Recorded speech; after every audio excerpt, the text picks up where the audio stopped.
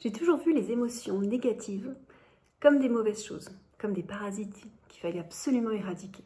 Je pense qu'on est très nombreuses à penser ainsi. Et pourtant, c'est pas forcément la meilleure chose à faire. Pourquoi? Tes émotions négatives, elles sont là pour te transmettre un message. Okay?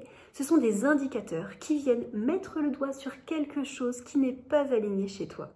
Plutôt que de chercher absolument à éradiquer coûte que coûte en fait ces émotions, de vouloir ne vivre que des émotions positives, et si tu prenais le temps de les écouter, le temps de voir ce qu'elles te disent de toi, de la situation que tu traverses.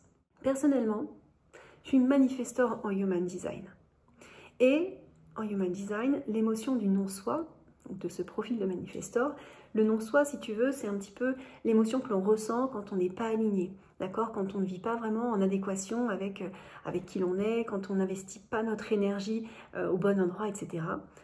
Quand on fait des choses à contre-cœur, et bien, cette émotion pour un manifesteur, c'est la colère. Eh bien, moi, cette émotion de colère, effectivement, je la vis quand même très régulièrement.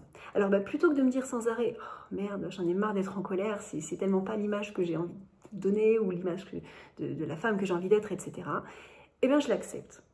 J'accepte en fait que cette colère, elle puisse s'inviter dans mon corps parce que je sais qu'elle est là comme un signal d'alerte pour m'envoyer un message.